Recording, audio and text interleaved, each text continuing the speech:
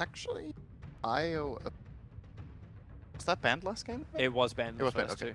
So I'm curious to see how this one goes. We definitely know Cloud9 is a big IO player.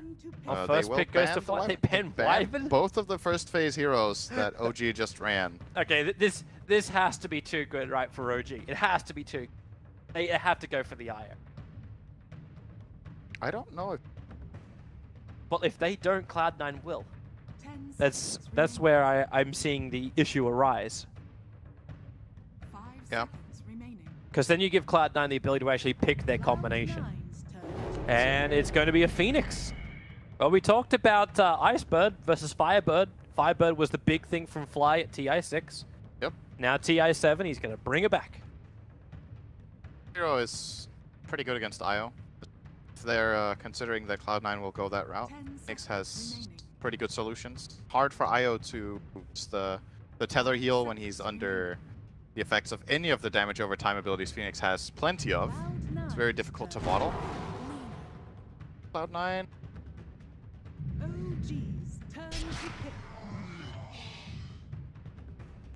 Well, ice and fire. It's not the sisters combination, instead it's the sister and the very weird dead uncle. Yeah. Yeah. I don't even know where to go with that. Okay, so anyway, the Lina pick is surprising to me. I don't think Lina generally gets picked this early. I said that about Wyvern in the last, seeing some shifts here. Lina is, however, decent against Phoenix, has good burst to kill Phoenix off if it's caught off guard by a stun, can destroy the Supernova fairly easily with the stacks of Fiery Soul. And they go for the Lich again, which we haven't really seen. We didn't see in the last series. I don't know how much this hero has been favored in other matches today, but Cloud9 have first faced it twice now, so this might be a Cloud9 thing. And Invoker pickup, so Masters of Fire. Of course, Invoker does have some other talents as well. But I'm actually thinking about that Lina as well, because there was one team I was doing my research on, and I'm fairly certain it was Cloud9 where AUI was, but I didn't write it down in my book of things. It could very well be. He's played some more uncharacteristic supports in the past, where one of AUI's strengths as a support player is he's very good at the farming style. So if you play like that, if you have a dynamic in your team where one support gets to farm quite a lot, that he is the type of support player that can make a Lina work very well. There's other players that it wouldn't be that good of a fit for. For example, Cloud9, doesn't really fit his archetype of his style of play as a support player. I could see it being an option for AUI. I think if you're running support Lina, however, you want your carry or your core mid, like one of the cores should set up your stun, because it's not reliable. It's generally the other way around you play, that the supports set up the cores to shine, but you can actually set up a position for it to shine if you have the right ways that the heroes play off each other. A hero like Chaos Knight, for example, is very strong as a carry together with support Lina. Very high kill potential together, both in lane and in the mid game. Speaking of CK, he was banned in the second phase of the last game, so by Cloud9. Should look to see if they do it again. We've already taken out the Phantom Lancer, so they're very much forcing OG to play a different style, and now they will ban the Chaos Knight. Means TA is available again, but they already grabbed Invoker, so that's why they don't care, actually. So never mind about that. Yeah, and up against a Phoenix, she'll burn to death. Yeah. Let's see. So OG, what did they ban apart from AM last game? It was AM and another carry, I think. The ability to actually have that and look for. Huh? I said you can look up the drafts, man. All right. All right. Stop being lazy over in that corner. All right.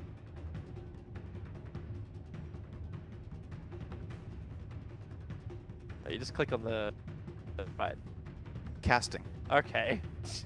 Let me call out the play. 1 minute 29, 28, 27, 26. Okay, so last game OG banned Alchemist. Alchemist. That's what it was. So Alc got through this time. They banned the Batrider instead. There's a lot of adaptation compared to last game. There's so many bans that were present in last game. Bat is out, Wyvern and Nyx and PL. So we have 4 of the previous heroes banned in 8 bans. It's pretty common to see 1 or 2 sometimes that you just shift it up a bit, but this is a big change up this second game. And V's playing the long game, playing for the 18th. Oh, He understands that he needs to see OG strategies, more of them. So just keep banning out the heroes they played before and force OG to do something new and different. And hello, Earthspirit. He was banned out in the first phase previously. It was done by Cloud9, I believe, in the first phase of last game. Who plays this hero on Cloud9? That doesn't really strike me as an AUI hero, but it is a 4. This hero is not really a 5 very... Well, Pilot I will play the Lich.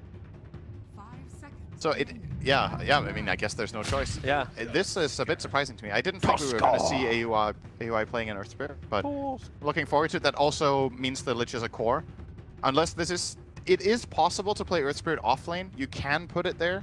And in some games it can actually shine from that position because you get faster levels, and this hero scales incredibly well with levels. I'd be very concerned that you wouldn't have a tanky frontliner if you did that, especially now as Juggernaut once again is getting worked into that one position. Probably just a standard Lina mid, Earthspirit support, Lich support, and then the Earthspirit will focus a lot on mid. I guess they're picking the Earthspirit mainly because of Invoker. It's actually a very good counter because Invoker is one of those mid heroes that's very static, very immobile, and can be put under a lot of pressure. And then you have this kind of a high impact lane, like a kill lane. Earthspirit Lina can cause a lot of trouble. So see where they're coming from here with these two picks together. Just see what they decide to go for their off lane now. Juggernaut will safe and carry. I like the Jugger pick more in this game, by the way. I want to point that out. I think it makes a lot more sense to me to pick this hero against Phoenix and Invoker. Invoker 100% spell based. Jugger's a great hero against Phoenix. Healing ward messes with Sunray. You have a hero who can actually spin and destroy the egg. Pretty good choice overall. And I like it with like the pacing of Cloud9's lineup in this game. It's fast again. See if they can get better results out of it this time. They just need the aggression to come with it. Yes. Like if they hold back and they farm, then you're gonna see what we've seen from Anim time and time again. We saw it with Templar Assassin. Early game doesn't go well. Players catch up with Ancients. Invoker, early game goes half decently. Picks up Midas, and mid game goes really well. Hirax will play very problematic for the mid. So maybe that's the other question mark too. How hard can that Earthspirit rotate? We talk about Cloud9 not having that very obvious Earthspirit player. It's not as obvious as someone like Jirax from OG, who is just renowned for that player. Yeah. Cloud9 doesn't have that type of player on the ES. And then you're going up against renowned Earthspirit player. Jirax is going to know when that game's going to be coming in. And we get an Axe pickup now from S4. This is very, very tanky lineup and survivable lineup once more from OG. Axe is a bit hit or miss against this type of lineup though. He's very good against Juggernaut, but that's it. I don't think he's good against any of the other heroes. And OG are running out of time and they're probably just like, okay, how do we get a hero that can deal with Jugger? Because the rest of our lineup is not good at dealing with Jugger this time. Axe gets Blink Blade Mail, Jugger kills himself on the Blade Mail. It's a pretty standard counter. The problem is Axe is not good against this like magic burst early game. Yep.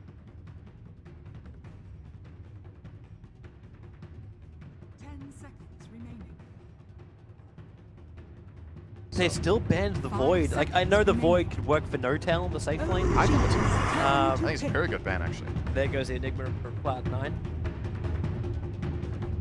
Actually, yeah, it would have been that big AoE control they're still looking for, and they needed something out of their safe lane.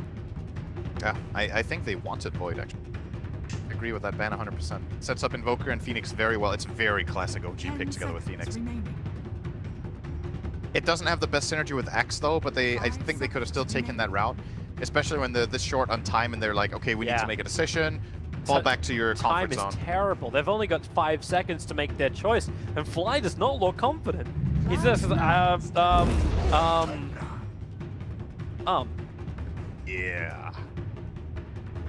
Well, I suppose it's one way to stop Omnislash from killing you.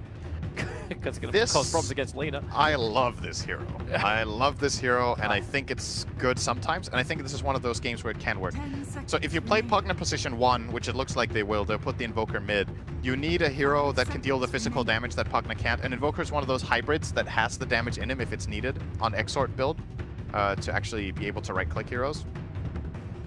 Nether Ward is fantastic this game. It's very good against Lina and Lich. Like you said, Decrepify has plays against Juggernaut. And I don't think they got the counter push against him either. Like, not really. Like, you've got ability to clear wave, but Decrepify doesn't really care. Lich and Earthspirit are not the greatest heroes for pulling wave. In fact, that's actually been one of the big things people have pointed out about Lich, the fact that he drags the creep wave back onto his tower. There's less defense when he sacrifices. Yep. So maybe that's when Pugna turns this into a push game. Now, the downside for OG is that both of their cores are fragile, low HP end heroes. Yeah. And Cloud9 can try to abuse that with the right offlane pick. I'm trying to think of what is available to them. So Nyx would have been fantastic. Antimage as a carry would have been fantastic, but he's banned and they have Jugger. But there has to be something in the pool here for them that really deals with these int heroes well in the offlane. I don't think Nyx is the only choice. There's plenty of heroes that can like just burst and kill them off. I was thinking Puck could be a choice. Actually sets up and rounds up their lineup very nicely, but he's not the best against Pugna. Timbersaw. Okay. So I think instead we're going to see the approach here from Cloud9 that they're trying to enforce a Timber versus Axe matchup.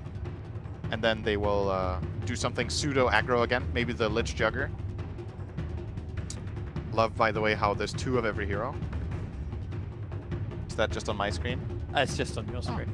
I have 2 of every hero. You're right, they're warping in and out. Models are like on top of each other. Okay. But yeah, Timber versus Axe matchup is... Actually, if it's one-on-one in isolation, it's a pretty even matchup in the beginning, but then Timber generally takes over. Unless Axe gets very good spins in the start. And then the other lanes, we will see that Lich Jugger could go aggro again. I think it's totally playable, this game especially. And then they can target the Invoker really hard because their safe lane is freed up. If Earth Spirit and Lich can both leave the safe lane alone, they can shut down Ana a lot harder than in last game. And Invoker, yes, he can come back like TA can, but it's a different curve. It's not like that. You just farm 2 stacks of triple Ancients and you're back in the game. If Invoker is destroyed in lane and gets a couple of deaths, it takes longer. Yeah. And OG's lineup doesn't seem like the best to like make the space for him to come back. But we'll see how it goes down. I really like this draft. To me, this is a very unpredictable game with a lot of like X factors. Mainly, I think heroes to watch out for will be and the Axe. And 2 things for the Axe. 1, will he get good blink calls? 2, will he get to play Dota? The other, is he actually... If Axe has a miserable lane, if he has a very, very hard time, it takes so long to come back sometimes. Sometimes you miss the timing window of the hero that he's looking. A lot of it comes down to whether they get the lanes they want. So let's see. Maybe they even put the Timber off lane at the try lane the Axe for that reason, that they want Axe to be shut down really hard. Who knows? Well, early vision up. We'll see where everyone's going to go. So it is going to be No-Tail into the safe lane. Fly's hovering around mid with just Obs and Sentry, but you also notice the aggressive wards out from Cloud9. They smoked, they got out early. OG have no idea about this, so they're watching the ward, the rune, the bounty rune up on the top, keeping that eyes very closely on that, and then the other one's into mid. So they're wanting to focus on the rotations off the top lane from OG, as well as give any kind of advantage into the mid lane that allows Fnatic to win that. And OG's vision is also more towards the bottom lane rotation. They haven't put down their second Obs just yet, so we'll have to keep an eye on Fly to see where he believes. Yep. I love this Phoenix. What's he got on? Vermilion Crucible. The battle begins. It sure ain't no shovel and triangle hat, that's for sure. It was an ore. It was an ore. Keep telling yourself that. I actually asked a bigger question. Why does an egg have a model which looks more like a bear? When you click on the item they actually have, it looks more... How does that look like a bear? That was a bear. What? Look, right there. The model modifier is a bear. Oh, I see. Okay. Yeah. I thought you meant the model itself looked like a bear. I was like, how do you see a bear in this lava egg? All right, let's look toward mid to notice happening. Tri-lane bots in the start. Oh, Jarek's still playing the old patch, so those shards would have been perfect, but this time they are a little short. But thanks to the Observer, what they've got planted down, they understand that Fnatic is alone here, and they didn't de-ward the Ops. So Jirax and Ana, yeah, they've revealed themselves, but Fly was keeping himself pretty well secret on the other side. That won't last much longer. He's already bailing out, and AUI is looking for a possibility onto No-Tail. Walks up, rolling boulder forward, MSS. He's only got reactive armor. There's no damage he can give to help kill off No-Tail. And No-Tail will have to burn the south. he has to salve and 8 tangos on safe lane Pugna. So he has plenty of sustain for now to stay against the lane. He's going to buy the magic stick. I think he also understands the fact that his support's going to be busy elsewhere. Yeah. Rolling Boulders coming in once more. AUI really trying to get through Notal. There is, again, no level 2 on MSS. No Timber Chain or no Whirling Death. And Notal actually has higher movement speed than Timber, even under Orb of Venom, because Pugna's base move speed is 335 and Timber's is 290. So he can't catch up when the roll ends. Yeah, good roll again from AUI, though. This time he has the stun. He's going to kill him. Oh, with the kick, Icarus dive. It takes too long from Fly. He didn't actually have sprites to give either. And now MSS will move in closer. This happened also because the pull happened. So there was no wave for Notal. Fly is running away from MSS. Whirling Death, and one more punch will do the work. And Cloud9 get 2 kills on their top lane. That one coming, but that's what you can. Oh, and nice steal from AUI as well. They didn't have an Earth Spirit player, is what we thought. I mean, he may have played a game or two. I don't remember. It's not a hero I connect with this player. Yeah, we always think of techies when it comes to AUI. I don't think of techies at all. I think of him every day. Yeah. I think of that game you had to cast miserable in Frankfurt. Yeah. Techies, just, if you ever want a analyst to cast a fantastic game they feel really simulated with, get them to cast a Techies game. Nice double layer strike array in the middle from Fada, keeping Ana and Jirax out. And once again, yeah, maybe Jirax didn't get the patch note memo. Pushes them away with the Ice Shards once more. So just to explain how this works, when you use Ice Shards now, where you target it is where the back wall of the shards end up. In the past, where you target it was where the center of the half circle would be that the shards form. So that means you need to cast it further back now if you haven't played Tusk for a while. I'm pretty sure Jirax has played Tusk for a while. I don't think it's just randomly picking it down. He hasn't played it for like 3 patches, but it's kind of funny in some games that you watch. It's just like the Tusk just needs 30 minutes to adapt. Because you can just tell he hasn't played Tusk for like 2 months. Not in pro games, however, but you know. I don't think Jirax would have too many problems with that, but it'll be changing a muscle reflex, mate. Pretty much. It's just you just need to convince your brain that it's wrong for the first part of the game, and then it's like fixed after that. Nice dodge of the stun there by Jirax. He's creating space more than anything else. Pretty much, talked about like the issues for Ana potentially getting ganked. Yeah, the top lane's died. Notal, you can see. Oh, those were good though. That was really good shards. Counterplay from AUI. Boulder. AUI got the double kick onto Ana as well as Jirax. Jirax has a snowball available. Ana trying to get out of this one. The Light Strike Ray will connect. Fada staying right on his tail with the 1 charges and the cross. The Slave will be able to reach him just on the tip. Ana will fall down. Fada wants a little bit more, but doesn't have the damage to kill off Jirax. I'm actually very surprised the CS in the mid is the way it is. Like, even with both Tusk and I guess Tusk started. Oh, Jirax, no. Wait, hang on. Is he gonna? He's fine. Okay. It's because Fada got himself an Invisor, and I thought Jirax was gonna tank and farm a little bit for just a second longer. Fly's getting. Okay, MSS, don't try and attack. But yeah, this is basically the trade-off we had in the start, was that the Tusk was targeting mid a lot and Earth Spirit was targeting top in the start, so Fata fell behind a little bit on CS because he was getting targeted harder in that sense. But, you know, generally when you watch this matchup, it's the Lina that's ahead over the Invoker, and he is ahead on levels. It looks like the Invoker is doing well here because he's 6 CS up, but Fata almost has a full level advantage here after that kill. And that can very quickly snowball in this mid lane. We're going to roll in with AUI. Will be dodged. And this time Ana actually got a little bit of vision thanks to the Obs ward, but... Still going to die. Yeah, he's got a couple of 1 charges up his sleeve, and with the Cold Snap and the Ice Wall... Oh, he missed! Oh, he's going to... Oh, no! Oh, the Slave is a little bit off to the right! Oh, Ana is so good. I think Fata's a bit triggered now. That is so... Oh, my God.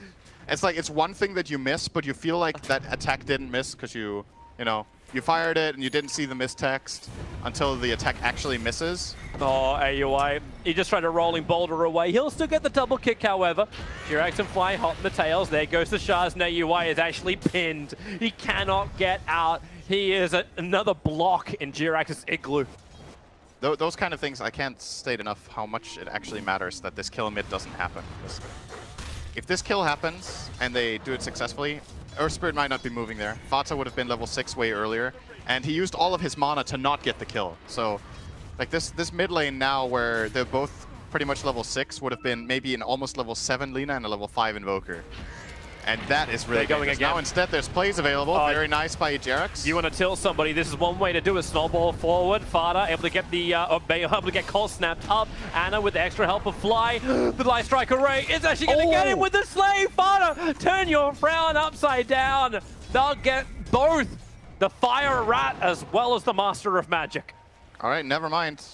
And Envy's going to go for the solo kill on bottom. He can consume Mango and go for the Omni Slash, but decides against it against S4. Okay, he still he consumed the Mango.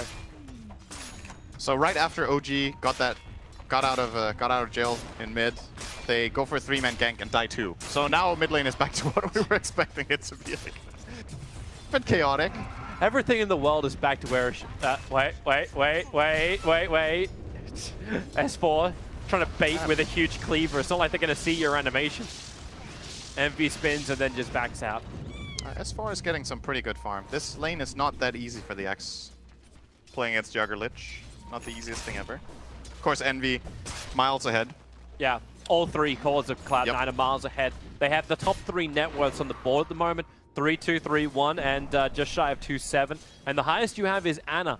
Actually, I take that back. Now it's actually Axe. He's just ahead at 2.5.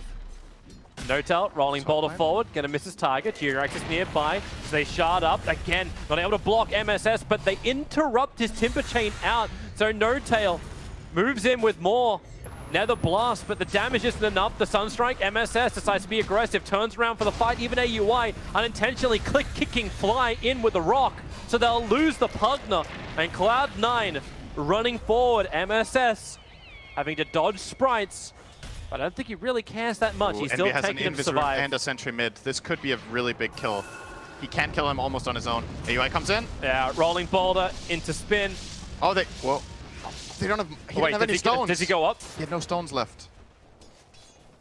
They see him. They see him. They see him. He's in the sentry. He's in the sentry. He's out of the sentry.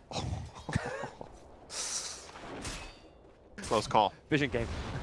That could have been very different if AUI had 1 stone, but he has used all of his stone. There's been so many plays that his stone economy right now needs a bit of time to build up again. If there was a silence there, so Invoker couldn't go Ghost Walk or a stun, they could have maybe killed him there, but Ana gets out again. So is this when we say it's a 2-2? Ana is 2, Cloud9 is 2? And as mentioned, dodged the gank a couple of times. MSS, nice chain. That snowball's going to go in deep. And the sun ray damage, Jirax doesn't reach him. MSS just chains further and further away. OG really wanting the kill on that off-lane Timbersaw. Not get it. Now, mid lane pressure will be applied with this rotation of heroes. Actually, wait, how did that happen? S4 just solo killed Lich with Axe. Not exactly the lane I was looking at. This was a very unlikely play, I think. Just S4 things. He might have caught him on the way out of the shop, or maybe Pi was just a bit out of position there. Jirax is coming in towards the mid. They're trying to stop Eternal Envy and AUI from just taking the tower, so Jirax will take the creep wave away from the tower, rolling boulder, dodged by Jirax. See it coming from a mile away, and then rolling boulders to the range creep under the tower. Sunray's down, Jirax doesn't have enough life to survive that. AUI trying to help out with a kick, now into the Omni Slash. Anna, the Sunstrike's in a good position. Eternal Envy sharing the burden with his creep wave, but the burden is too much. Envy will die underneath the tier 1 tower. Notel joins the fight, but he doesn't have the mana. Even with the Soul Ring and 1 charge, there's not enough to give. And Fada has Laguna Blade. Notel knows he has to give that respect. He could easily get caught by a roll here. Still only 1 stone now on AUI, but these heroes of OG are very low. And at the same time, there was a kill top, right? Or was that bottom? MSS killed S4, so the Timber rotated down and got a very nice kill there, of course. It looks like he was creep skipping. Yep. About right. That's a nice observer ward to have for OG. They now see 4 heroes from Cloud9 in the mid lane. Like, Phoenix can probably just, like, Sunray and slow this down. Speaking of, yet again, another kill in bottom lane that we get to miss, it's Notel solo killing MSS. There's so much stuff going on in this game that is, like, all of these solo kills and weird ganks that are happening is very active and very unpredictable. Well, you're expecting the fight to happen in mid, like Cloud9 are pushing to push it, and then Notel just walks down and realizes he's more powerful than the Timber will ever be. And Anna's going to join him. They want to try and force this. Like, Fada is nearby. Notel is just so juicy. You want to go for him. And AUI rolling ball forward. Anna Oh, they still don't have dust. No reveal. This already happened once before now for AUI. Really needs to they invest found another one. into No-Tel. He's decrepifying, but then the Blade Fury's doing more work. Netherwater's down. Eternal Envy doesn't have Omni Slash, and right now, oh, the silence! Pugna couldn't drain out of him enough. The healing ward will die. MSS will jump in. They can at least farm the Nether ward. 20 gold. Yeah! Ah, critical. Who cares about the Pugna kill if we can get 20 gold for a 3-hero rotation? They had actually 5 heroes in the bottom part at the end of all of that. More or less. OG rotated 2 down for that. It feels like the game is stabilizing a little bit now with the way heroes are moving around. I think the main thing to keep an eye on right now is the fact that everyone has their ultimate apart from the Tusk. Tusk is a bit far behind here, but the rest of the heroes are definitely able to team fight, so we're probably going to be looking a bit more towards, like, the heroes will come together more now. S4 has his Blink Dagger, and then this Phoenix ulti, this is the time to go, and it looks like that's exactly what they're going to do. So here comes the smoke. The Dire just scanned and they got a positive ping on AUI moving up. So either they'll know it's a ward or they'll believe they're being swarmed in from around the back. In fact, that's the line that was drawn in by Fly. He was actually thinking that people were doing the old wraparound. This kill on No-Tail would be very, very good for Cloud9. It's going to give them a tower as well, but No-Tail reads it perfectly, dodges around the long way and gets to his tower. Too many players missing. Yep. No one's pressuring the mid anymore. There's a bottom lane that's not taking any level of farm. Like, compared to game 1, these lanes have practically been a ghost town for the amount of people spending time in them, farming them up. Everyone's rotating with multiple numbers to take the fights. And OG, they are here. They're here in force. Quick little sigil. MV starts his spin. He may have actually really wanted to have that in a bit, but Jirax throws the shards out. They'll be pushed a little bit higher. Pyladai, he's got that Chain Frost available. Sunray is out. Here comes Pyladai. Chain Frost up. Icarus dives. He can take it up, down, and around. And the snowball, it never bounces. The Omni Slash, it goes on top of S4. Envy starting off his spin. S4 doesn't have the life to survive through this. Maybe now he does. Able to get the call and the dunk. The bonus move speed. Getting Jirax to get out of the way. And the blink from S4 to the trees. The bonuses allow them to escape the Timber Saw and get a 1-for-1 trade-off. They did still lose No-Tail, who was trying to battle the back lines. Jirax, okay, maybe not out scot-free. Timber chain up, Jirax, snowball dodges straight through the middle of the chain. Chakram is back up for MSS. Chains forward, Chakram's down, Jirax. Mr. Michael Flatley right now, Lord of the Tusk. Dodging the attacks perfectly. Very nice footwork by OG, honestly. Both of those plays from Jirax and S4 could have easily ended in Cloud9 kills, but got outmaneuvered and outplayed in both occasions, and they also defend their tower this way. OG barely took any damage on that, and they claimed their own. No-Tail got that one. Taking out for Pi, he will be fine. Okay. Oh, Sunstrike. Oh, yep. Oh! Boom! Got him! Это просто! Нечто! Now Russians. Mid tower is going to go down, so another rotation here from Cloud9. I think Anna's looking for the deny. I think he might be also a little concerned about the rock that's in front of him. Here comes Tusker. The kick out. Now, well, the call is there from S4. Juggernaut ain't going anywhere apart from potentially down Farter. Nice last striker rate, keeping Anna out of the fight. Laguna Blade, S4 limping himself away, holding the belly like indigestion. Back to the dire side of the river. So Juggernaut for Phoenix. A good trade for OG, but they did still, however, lose that mid tower.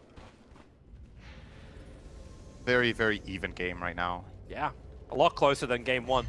Yeah, it also feels like going the stretch in this game. It's less obvious who has the better late game. Like Invoker is regarded as one of the absolute best late gamers, but Pugna generally considered a hero that falls off a little bit, and then you look toward Cloud9. Lina scales very well. Timber actually scales very well, even in an offlane position when he has this of a start. MSS is 5-1 with 66 CS. Jugger is a little bit so-so for phases, but he can also be very good late game. So Cloud9 this time, I think, have the tools to win this one if it goes late. Yeah. And that means they don't have to feel as stressed to make these moves that they were making in the first game, where OG just counterplayed them very well. So then it's up to OG to be the aggressors. But that's... Well, maybe. It depends, because I don't think OG just flat out loses late game either. It's a lot about who gets the jump and Invoker's ability to scale. Both teams can feel comfortable, I think. The Glimmer gets him so close. He's so close to Fada. They Sunray. They didn't see him. Oh, do they? Yep, there we go. There we go. The burn connects. Fada tries to break free. Here comes your Sunstrike. AUI. He'll actually share the load, but the Lina goes down to Notel with a Nether Ward. She cannot commit anything. It's one of those brutal things for a Lina where you take the damage before the ability is cast. So even if she wants to Laguna, she'll kill herself. Yeah. And still not do the damage. It's a level 1 ward, by the way. It's only level 1? It only gets worse. True. It only gets worse. Decrepify is a really good spell. It's been buffed a lot of times now. It's pretty crazy how much this ability does now. 6-second cooldown. 3.5-second duration. Makes things die or not die.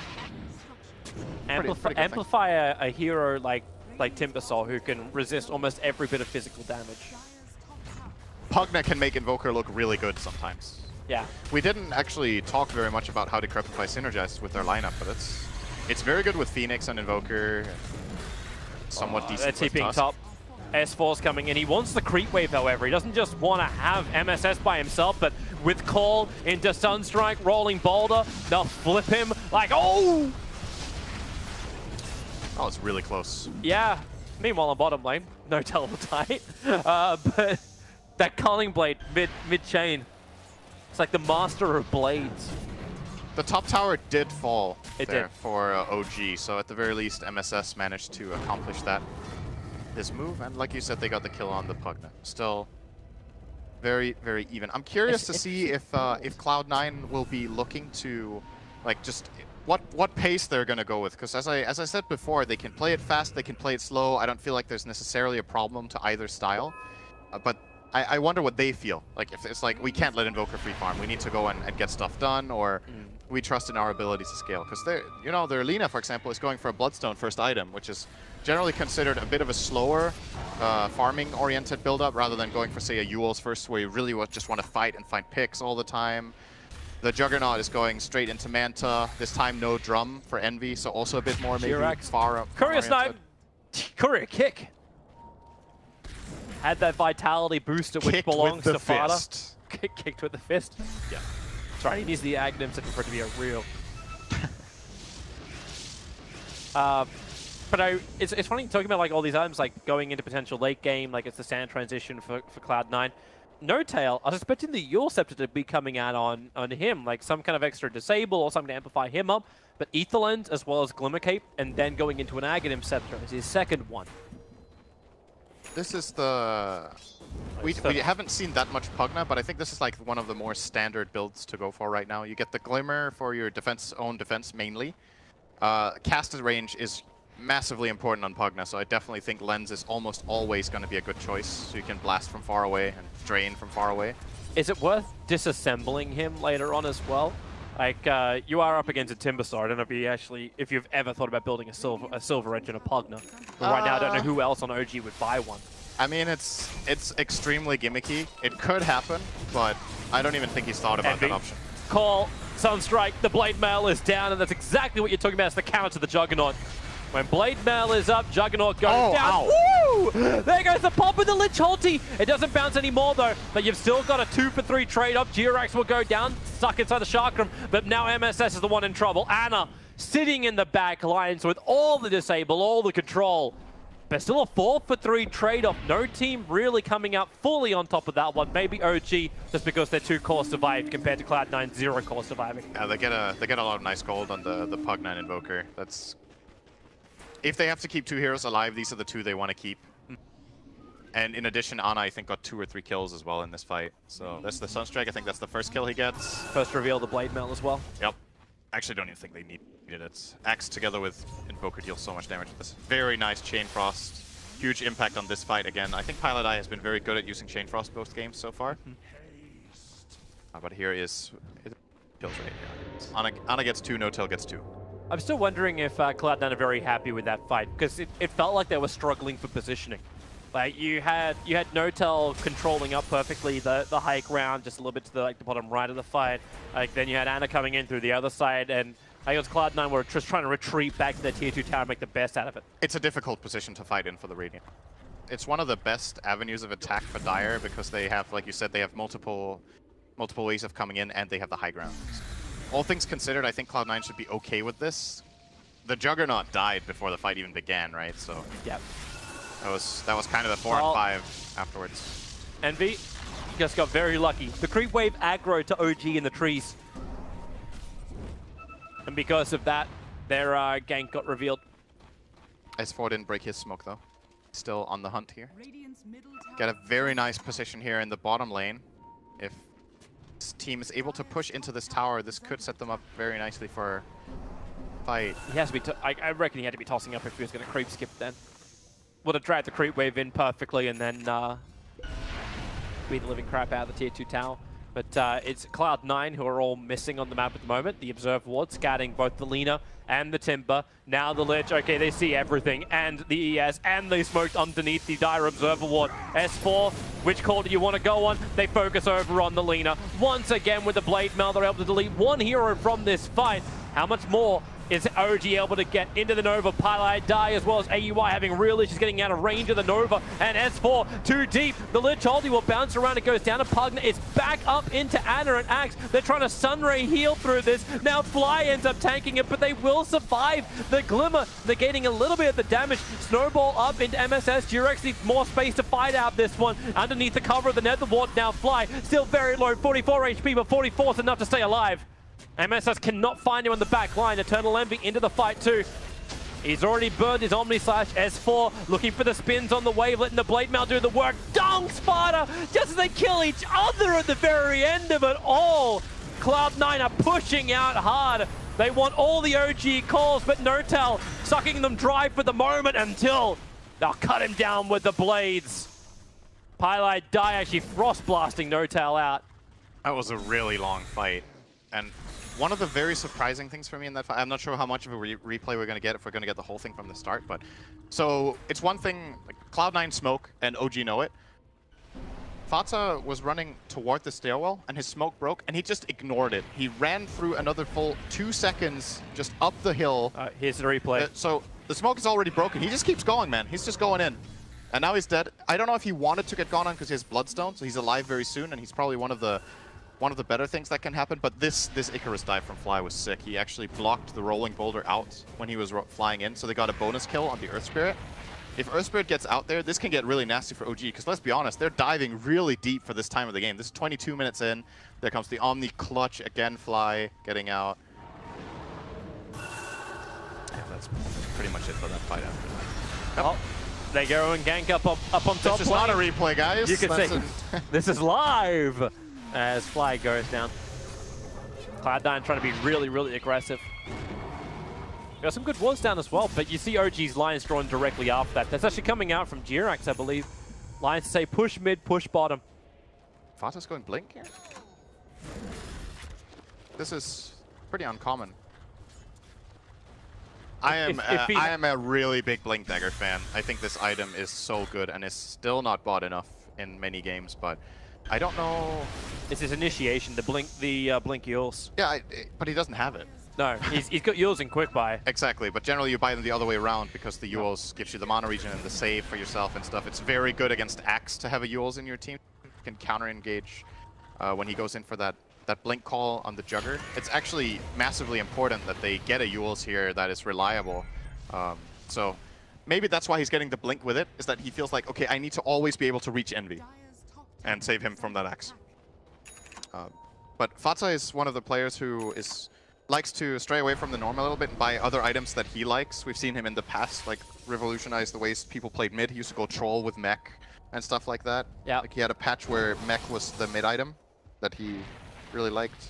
This time, it's not like this is extremely unorthodox to go for a blink, but it was not what I expected. It's probably him understanding his position. He needs to survive. You look at the difference in Bloodstone charges. Timbersaur's walking around with 17 Bloodstone charges at the moment compared to the 5 Bloodstone charges of Lina. There's just some heroes who just cannot tank and stay alive throughout these fights. MSS is definitely one of them. And he already has a Yules, and now he's going blink too. So they're going to have 2 blink Yules in the near future to be able to help Envy, and he needs it this game. This is the fights have not been easy for this Juggernaut. OG's going to miss the gank on him. Envy just left nothing but copies. Ana, well, EMP burn, MSS's worst friend, but with 30 mana regeneration. Lots of my blink stun here. Can he get him? Blink. Light strike array. Whoa, it's going to connect to the target. Here comes Jirax, however. Snowball tries to create space, but it will not work. The silence is on point from AUI. And OG lose 2 heroes and probably Roshan as well. Yep. Most definitely a Roche going the way of Cloud9 here as well. No buybacks. Well, Fly wants to like kind of mess with him a little bit. S4 is already pressuring top tier 2 tower. It's going to drag MSS out. So right now it's only Envy and Fada inside the pit. I say only. We do have the Night Watchman, AUI up on the cliff. It's his Cloud9's drop. Okay, so Envy just basically drew a line saying, let's go bottom after this. Yep. I think they're going to give this one to Fata. Yeah, they do. I think it's a good choice. You could argue that getting the Aegis on the Jugger is very good, so that if he gets Blink Blade Mailed by Axe, then he has a second life and can come back. But the way this is more likely to go down now is that if they jump on Envy, they get that Yule's counterplay and he spins and stays alive. If they jump on Fata, he's just a very quick kill for the other heroes. And he has way more to give in the fight with his second life. Juggernaut will use Omnislash, and then when that is used, it's like, okay, hope we won. If we didn't, my hero is not that strong afterwards with the items I have. Fata's second life has a lot of value. I like this a lot. Tower? Yep, tier 2 tower's gone. OG, a tier 3 tower. Looks like it will come under siege with... Yeah, they're going. All right. You have every ulti up for OG. This is bold. And you have... This is really bold. Okay, Jirax is TPing back. Everyone's TPing back. It looks like also OG were not expecting this. No, they forced the TPs and then they got the hell out of there. I don't think they can go in there when there's multiple heroes on defense. Anna's still playing around the mid. He can't come back. He actually had BTs on cooldown. So he just added as much pressure and space to the mid lane. And then instantly invokes Ghost Walk, just in case. Yep. But he got himself a double damage rune. It says invoke a hunt time. I don't think OG want to make aggressive moves now as anything else than a full unit. It's difficult for them to take skirmishes into this Radiant lineup now that they have all these items plus the Aegis. Yeah. They want a structured team fight where they can get Blink, Call, Blade Mail into Phoenix. The Blink Call plus Sunstrike is not likely to succeed anymore now that there's this Blink Yules. Maybe what they want to do is just not fight at all. Force this exact situation. They found an O-Tail. Yeah, but Anna is all... well, okay, yeah, they can fight top lane. I'm thinking down towards bottom lane if they want MSS. The Sunstrike is going to be able to connect with Cole snaps as well. Here comes your call once more. S4, all they got to do is drop him down low, and then they can Culling Blade him down. So it looked like S4 was just trying to create space. Meanwhile, on top lane, No-Tail is still alive. The sentries are down from both sides. No-Tail makes a break for the tree line. Observer is also planted. The creep wave will take care of that pretty quickly. So Smoke and Mirrors snowball forward. He's going for Eternal Envy. It's not even for Pylai Die. Jirax doesn't even give a crap about the support. He wants the core. The Nova, they're trying to run out. Envy thought for a moment he could run in. In fact, he made his way towards the Nova. Shards fight forward once more. Here comes your Timbersaw, but he got smacked down by the Nova, and Anna has joined the fight as well. The call is out. S4 held them there. The Sunray, he cannot reach Jirax, but the burn will hit onto Fada. Second life available thanks to the Aegis, the Immortal. Timbersaw drained insanely low. AUI wants something more. No-Tail on the run back out. All of OG are trying to run out, and No-Tail hides in a crevice. They don't see him. They have no idea. Clueless is the name of this movie.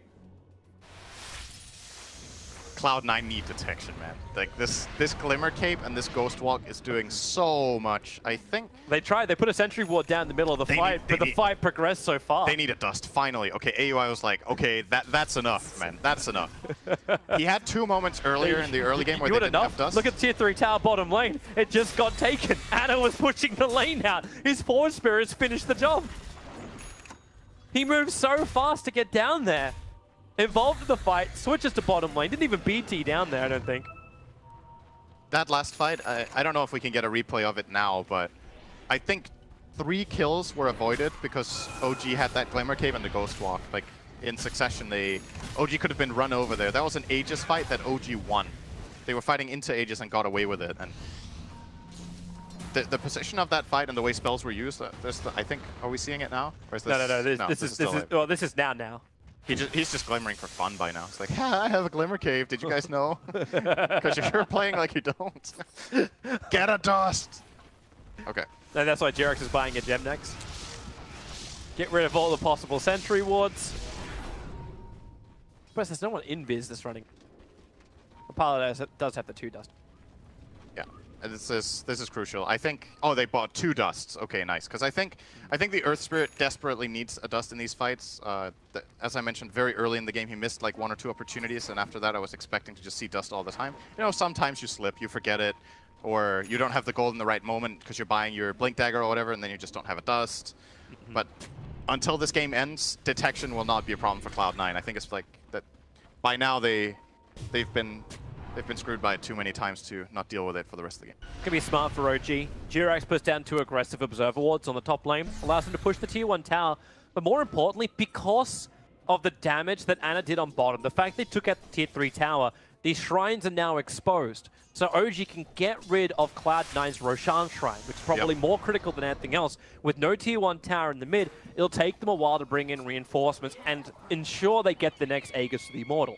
And they have a good amount of time to take the shrine as well, because the Roshan died 5 minutes ago, so there's still like a good couple of minutes to send in some Forge Spirits or some Nether Blasts and then eventually get rid of that shrine. And I think it should be next on the menu. It's either that or they try to go for a really aggressive play bottom and get Alina Rax, because that tower being gone is a really big deal for the defense of Cloud9, obviously. A decent way of pushing in through top, and no one going to react to it. All right, I say that now. I see 4 TPs come to the top lane to react to it. Oh, this could get... Do OG want to fight this? Looks like they do. It's going to be a full-on 5-on-5 if OG go in right now. Envy can very quickly connect. He's going to run through a ward, though. Oh, there's your taunt. It's over on MSS. Sunstride's kicking in. Jirax in the neighborhood. AUI, the snowball, dodges the kick that came from him. S4 had the BKB to protect himself anyway. But the EMP splits the field up. OG, maybe not so certain about going back in just yet. Blade Mail's off cooldown in 1 second, but the BKB won't be available this time. And Ana, well, he was starting his BT out and blinks away, realizing the Fada was going to go for the stun. And they realized it too. They know he had the vision. They pinged the ward out straight away. Oh, this is classic Light of Heaven. He always pings the shrines. I don't know why. He's pinging the shrine all the time. They found a target. Blink, Walrus Punch. The Sunstrike actually connects on AUI or Sparta, but the Lacuna Blade. Invoker is deleted. The Yules have to follow up Tuskar. Basically shook around, but no! The shards! Jirax understands that positioning, push himself down the hill, trying to dodge the Light Strike array, but that's just too much to dodge. 4 heroes around him, and that is a big pickup for Cloud9. Invoker down, it's good gold, it's good experience. That was a very optimistic attempt, I think, from OG. So they Top's have... dead. Yep. Bye, Envy. Oh, wait. Yeah. Didn't even have Support's mana there. for calling blade. He just gets... Fada's coming in. Pilot A, they get the Frost Fly. He's stuck in the tree line, starts his TP. They need a stun. Fada, too late. And you'll also get S4 back out to safety. Meanwhile, No Tail taking a shrine. Yep. Light of Heaven, please ping. Ping it. Okay, so I think the reason Ana and Jirax went for that attempt they did before where they both died was that they have really good vision in the area. You see these, this aggressive Dire Observer Ward there. But they were so close to the tower, and if that kill doesn't happen instantly and they have a get out plan afterward, then it's going to cost you. And they didn't even get a kill. But ultimately, of course, this kill on the Juggernaut is going to help buy OG time to get their cores back in the game, and it doesn't cost them too much at the end. Stabilizing again, 3k lead for OG. Roche is spawning soon, and the top shrine did not get claimed, so Cloud9 still has that strategic element to play around. And now there's a gem on AUI as well. Dust isn't even enough, guys. now they got the full package. Gem, dust, sentries. It's a shame he couldn't have waited longer and just stole it. Jirax is going to buy one. Yeah. So Jirax is going to carry the gem for OG, and the gem for the Radiant on Cloud9 is on Pilot Die, actually. He gave it away with Earth Spirit, because I think he's expecting, I'm going to roll in, I'm going to die. Sacrificial Spirit. Yep, pretty much. You got BTs on Fana, so he can join this top fight when he's ready. Yep. And both teams are lining themselves up for it, and yeah, there's the TP already. Tinker Ward from OG. Roshan's up. The Sigil goes inside the pit. It didn't go in deep enough to look at Roshan. But the Forge Spirits are on a scouting mission. They're going to come in around the back of the smoked up Cloud9.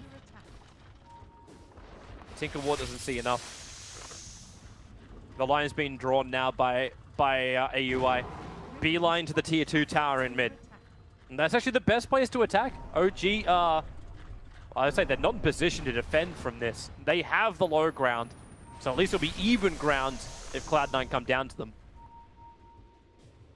This is a very big moment.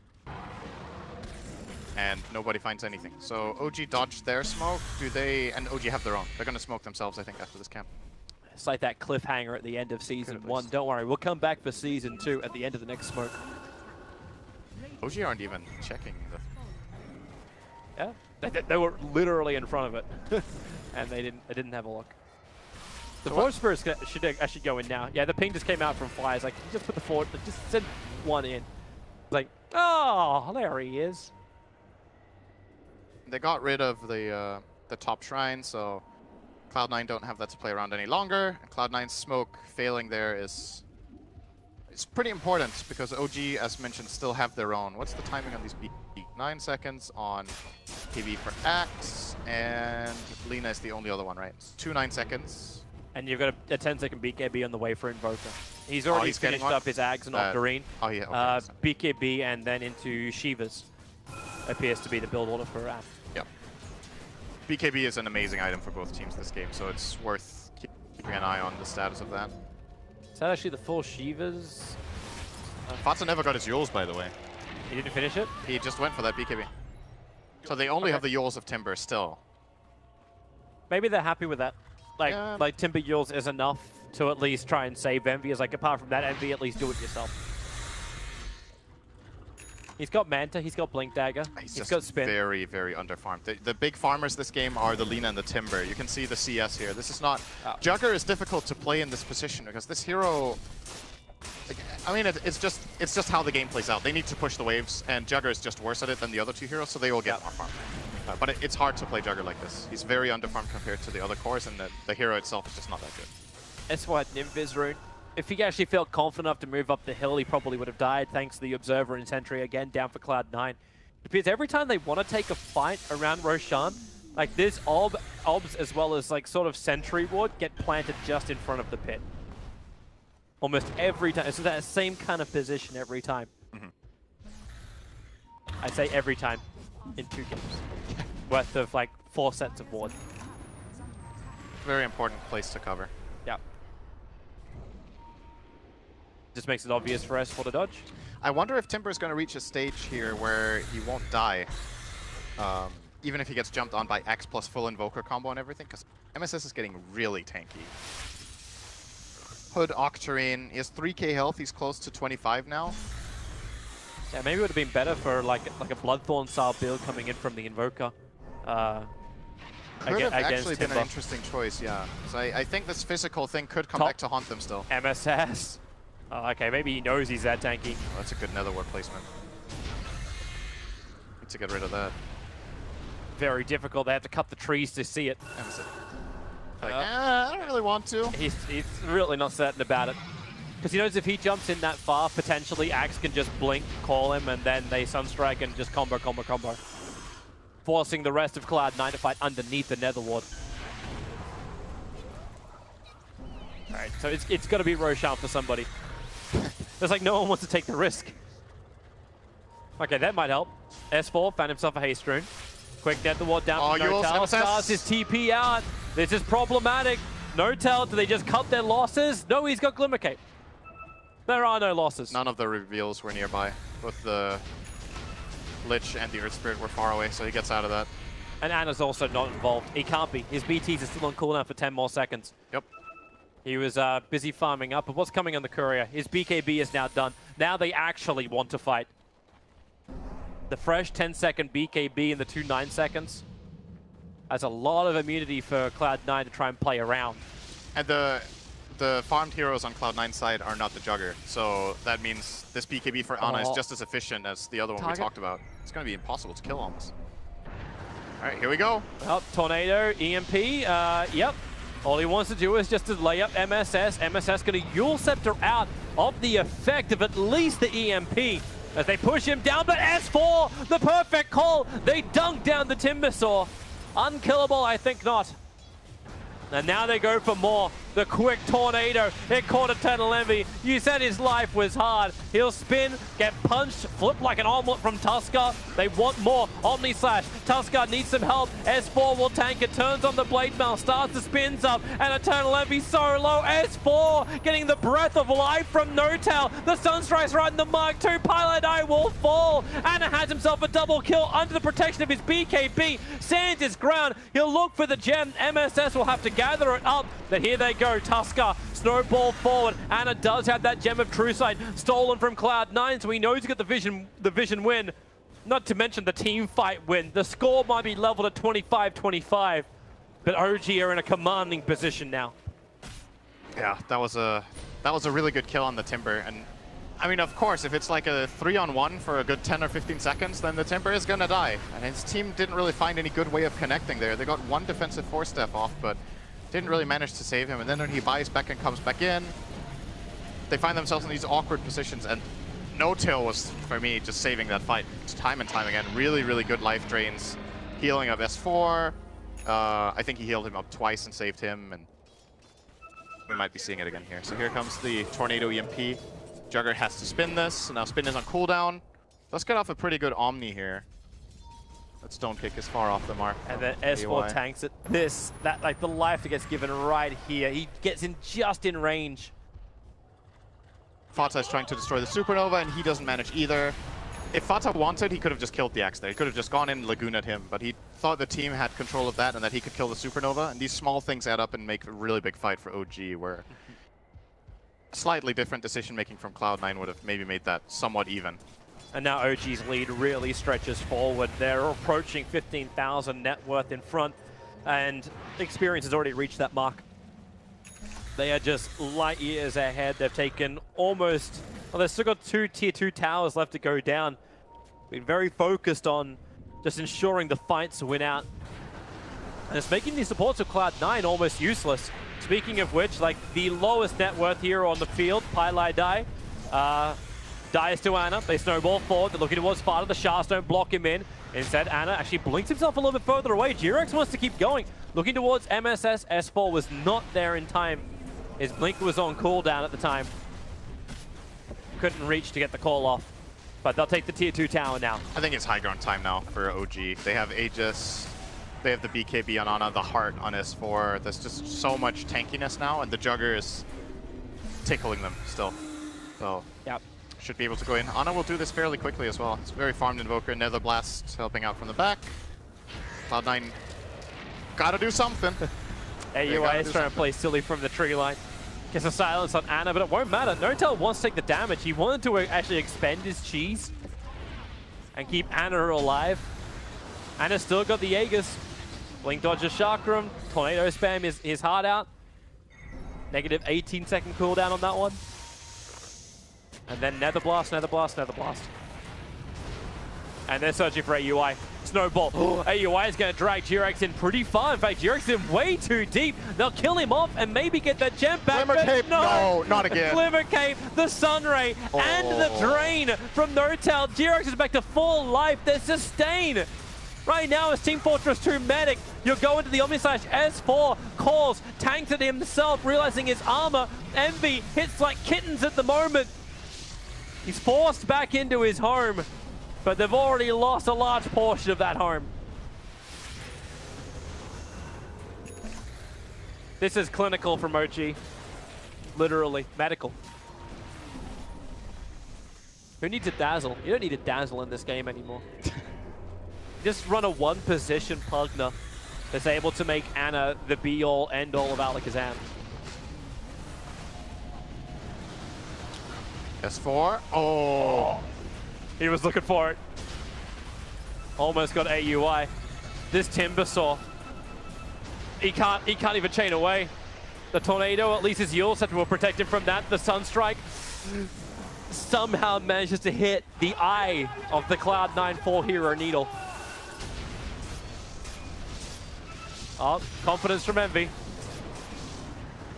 Call from S4, ineffective. The problem is for Cloud9 that they're not accomplishing anything. They're just losing towers. Yep. There we go. Here we go. They get one, but the snowball, S4, he's got the call on the back line, starts to spin, the Sunstrike will connect on the mark, AUI will fall, there's your Culling Blade, bonus damage for or movement for everyone, and at least Pylite dies, ulti has done some work. Tuskar will fall, the Geometry sight's on the ground, Anna's completely bone dry of mana, but then again, No Tail is wetting his lips on Pylite dies. Something. Call, Lina, trapped once more, drained once more. S4 doesn't have his Culling Blade available, will dodge the stun from Fada. The man who cannot dodge it is MSS, running outside the base as far away as possible. Do they keep the chase going? It looks like Pugner wants to, sees the TP and then realizes they come back. But they've already taken the top, they've already taken the mid. And there's the Aegis Immortal, burnt. Anna now has himself a full-size device, already replacing the slot. And Fada piglet it up. S4 will get the call. Perfect chain control. And GG is done. OG had a brilliant one in their group stage at TI6. And they're off to a pretty good start with this 2-0 victory over Cloud9. Yep, there's still some of those classic OG moments in this game. I think when OG go far in tournaments or even win them, I think the two most deciding factors are that they're very good at understanding when and how to fight, and they set up good conditions to take the fights under. And the other thing is they just have this clutchness in their support duo, very good at playing save style, at making very quick reactions and quick moves. In this game, I think the Tusk and Axe both counterplayed very well. We saw some great plays. Actually, out of the entire team, all 5 players made counterplays this game.